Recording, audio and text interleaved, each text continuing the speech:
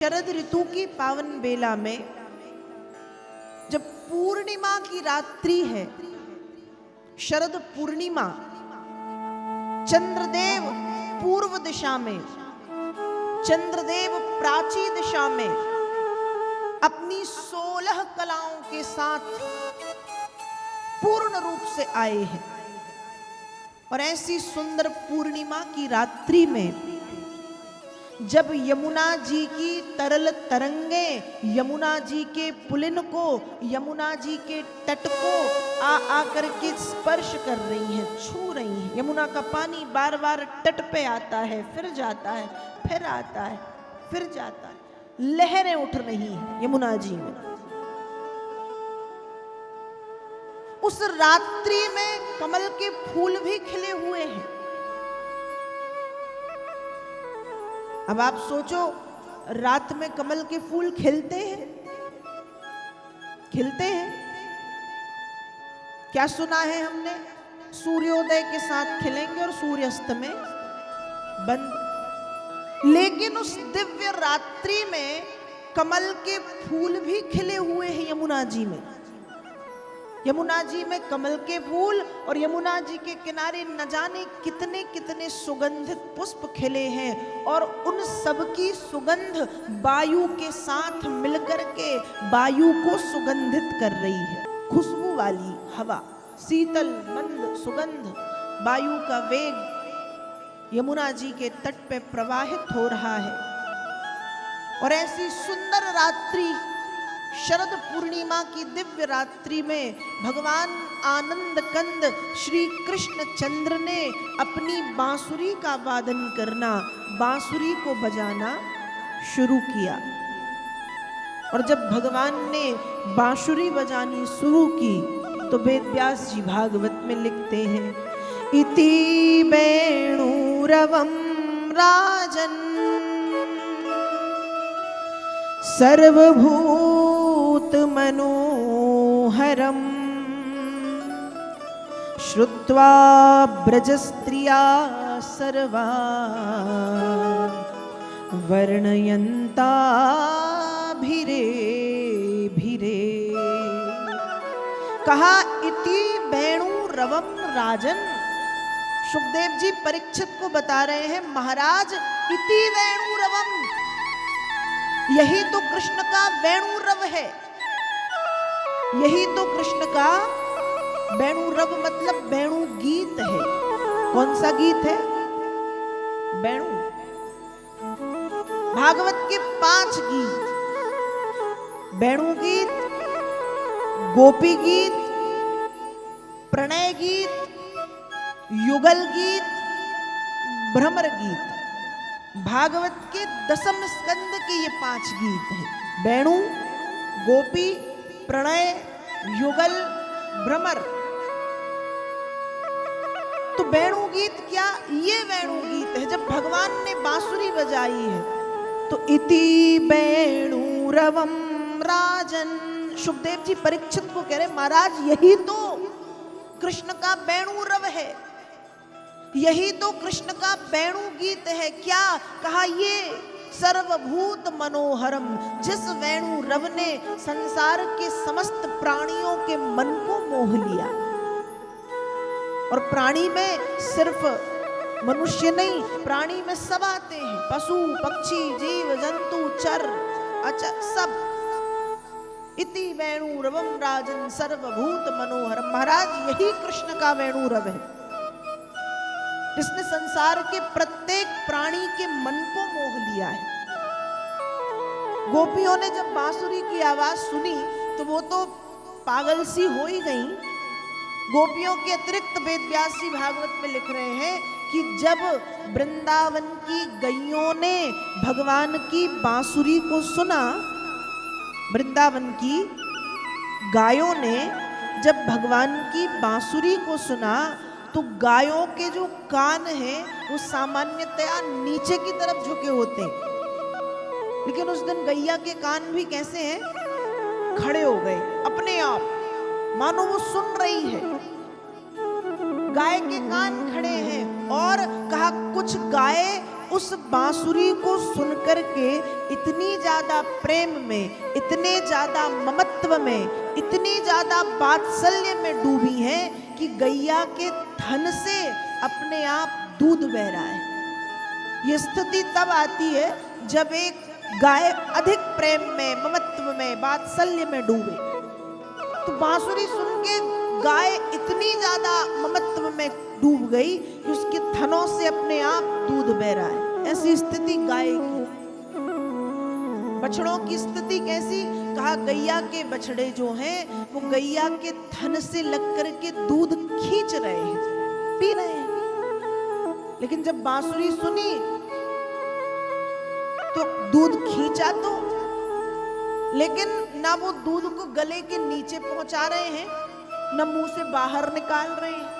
बस दूध मुंह में भर के एकटक देख रहे हैं जहां से वो बांसुरी की आवाज आ रही। बछड़े, और कुछ बछड़े ऐसे जो गैया के थन से एक तरफ से दूध खींच रहे हैं, दूसरी तरफ से मुंह से गिराते जा रहे हैं। चेहरे पे काजल लगाया और पूरे चेहरे पर काजल लगा के वो वैसे ही चल दी। तब दूसरी गोपियां कहती हैं कि जब एक प्रेमिका अपने प्रेमी से मिलने के लिए जाती है, जब एक प्रेयसी अपने प्रियतम से मिलने के लिए जाती है, तो वो तो और सुंदर बन के जाती है, श्रृंगार करके जाती है, सज धज के जाती है। तुम ऐसे जाओगी, वो तुम्हारे तरफ देखेंगे भी नहीं। गोपी ने कहा हाँ मैं ऐसे जाऊंगी, ऐसे ही जाऊंगी मैं, और देखना तुम सबसे ज्यादा वो मुझको देखेंगे। तो दूसरी गोपियों ने कहा अच्छा हम ऐसे श्रृंगार करके जाएं, हम 16 श्रृंगार करके जाएं, हम सज धज के जाएं और हमको ना देख के तुमको देखेंगे, ऐसा क्यों? गोपी कहती है पहली बात तो ये कि प्रेम में, यदि प्रेम वास्तव में प्रेम है, वासना नहीं है, यदि प्रेम वास्तव में प्रेम है, वासना नहीं, तो वो ऊपरी सुंदरता नहीं देखता, वो शारीरिक सुंदरता नहीं देखता, वो शरीर की सुंदरता नहीं देखता, वो मन देखता है, वो मानसिकता देखता है। तो गोपी कहती है ऐसे जाने का पहला कारण ये कि मैं जिनके पास जा रही हूं वो कोई संसार का पुरुष तो है नहीं कि मेरी सुंदरता पे रीझ है, मेरे रंग पे रीझ है, मेरे रूप पे रीझ है। वो मन को देखते हैं, वो शरीर को नहीं देखते। निर्मल मन जन सो मोहि पावा, मोहि कपट छल छिद्र न भावा। क्या देखते हैं? मन। और ऐसे जाने का दूसरा कारण कि तुम सबसे ज्यादा देखना वो मुझको देखेंगे। क्यों? इसलिए कि वो भी काले और मैं भी काली, अपने रंग वाली को ज्यादा देखेंगे। गोरे गोरे तो इतने सारे, तुम सब गोरी गोरी हो, लेकिन काले सिर्फ 2 होंगे, एक वो और एक मैं। तो अपने रंग वाली को वो ज्यादा देखेंगे, इसलिए मैं तो ऐसे ही जाऊंगी। और गोपी ऐसे ही पहुंची है। तो कुछ गोपियां सज के, कुछ गोपियां अधूरा श्रृंगार करके, धैर्य, मर्यादा, संकोच सब एक तरफ रख के गोपियां दौड़ती भागती हुई चली जा रही हैं, चली जा रही हैं, चली जा रही। कुछ गोपियां घर से निकली बाहर, लेकिन बाहर पिताजी ने, माताजी ने या भाई ने या पति ने रोक लिया। आधी रात में कहाँ जा रही हो, चलो अंदर। तो जब नहीं जा पाई तो वे विरह की वेदना में ऐसी जली, विरह में ऐसी जली, ऐसी जली कि उस विरह के कारण उनका शरीर घर पे छूटा और शरीर से आत्मा निकली और निकल करके यमुना जी किनारे भगवान के पास पहुंच गई। तो कुछ गोपियां शरीर से, कुछ गोपियां आत्मा से यमुना तट पर पहुंची हैं। और जब गोपियों को आते हुए भगवान ने देखा है तो भगवान स्वागत कर रहे हैं। स्वागतम भो महाभागा, प्रियम किम करवाणि चो, ब्रजस्या नामयं कश्चित् ब्रूतागमन कारणम। स्वागतम भो महाभागा। भगवान ने स्वागत किया, हे गोपियों स्वागतम भो, स्वागतम भो, स्वागतम भो, तुम्हारा स्वागत है, स्वागत है, स्वागत है, स्वागतम भो। भगवान ने स्वागत क्यों किया? भगवान ब्रह्म है, गोपियां जीव हैं, जीव ब्रह्म का स्वागत करता है, लेकिन ब्रह्म ने जीव का स्वागत किया क्यों? क्योंकि यहाँ गोपियों को भगवान ने गोपियों के रूप में नहीं देखा।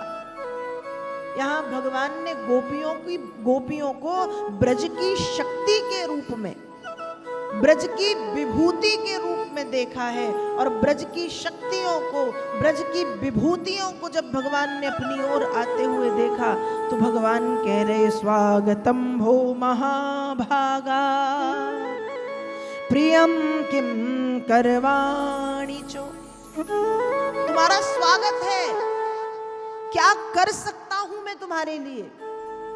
तुम्हारे लिए मैं क्या कर सकता हूं? स्वागत है। देखो ये जो गोपियां है ना, ये कोई साधारण देवियां नहीं है। गोपी कौन?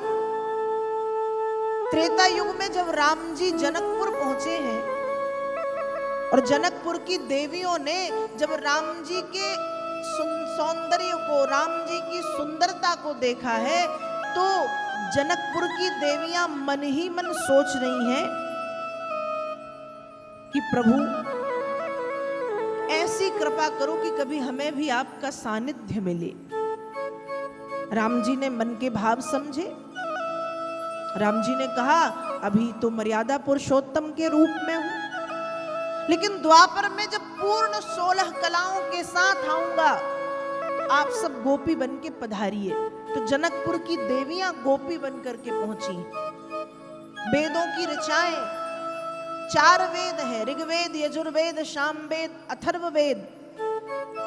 वेदों की ऋचाओं ने कहा कि गोविंद हमने आपका वर्णन तो बहुत किया है शब्द के माध्यम से, लेकिन आज तक हमें भी आपका सानिध्य नहीं मिला। भगवान ने कहा ठीक है, आप सब भी गोपी बन के पधारो। तो 4 वेदों की ऋचाएं गोपी बनकर के आई हैं।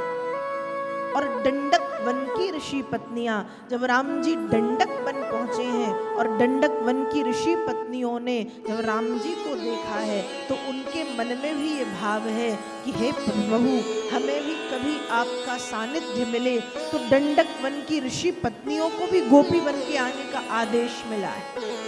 तो डंडक वन की ऋषि पत्नियां, जनकपुर की देवियां, वेदों की ऋचाएं सब गोपी बन करके पधारी हैं, सब आई हैं गोपी बन। और आज जब उन सबको भगवान ने आते हुए देखा है तो भगवान स्वागत कर रहे हैं, स्वागत है, स्वागत है, स्वागत है। अब पहले तो भगवान ने स्वागत किया, फिर थोड़ी देर के बाद भगवान कहते हैं गोपियों तुमको पता है पतिव्रता स्त्री का ऐसे रात में अकेले घूमना शोभा नहीं देता। जाओ जाओ अपने अपने घर लौटो, जाओ वापस। और इतनी अंधेरी रात में तुम किस लिए आई हो? जब भगवान ने पूछा तो गोपियों को गुस्सा आया। क्यों? जैसे कोई हमको बुलाए, हमारा कोई मित्र हमको बुलाए, उसके घर में कोई कार्यक्रम हो तो सबसे पहले निमंत्रण पत्रिका भेजे, खुद आए देने, फिर फोन करे आ जाना, फिर मैसेज करे आ जाना, फिर फोन करे आ जाना। जाओगे या नहीं? जाएंगे बिल्कुल। एक आध बार हो तो चलो छोड़ दें, लेकिन जब कोई बार बार बुलाएगा तो जाएंगे। और हम घर पे पहुंचे, वो घर के दरवाजे पे खड़ा और खड़ा होके हमारे पहुंचते ही वो हमसे पूछे कि किस लिए आए हो, किस लिए आए हो, तो कैसे लगेगा? अच्छा या बुरा? अरे इतना बुरा लगेगा कि इसको डंडे से पीटा जाए, कि तो जान खा गया, आना आना आना, और जब पहुंचे तो पूछ रहा है क्यों आए हो। तो वैसे ही स्थिति गोपियों की है। एक तो खूब बांसुरी बजा बजा के बुलाया, और जब वो आके खड़ी हैं तो भगवान कह रहे किस लिए आई हो, किस लिए। तो गोपियों ने कहा हमारा दिमाग खराब हो गया था जो हम आ गए, आना नहीं था, लेकिन बुद्धि खराब हो गई थी जो हम आ गए।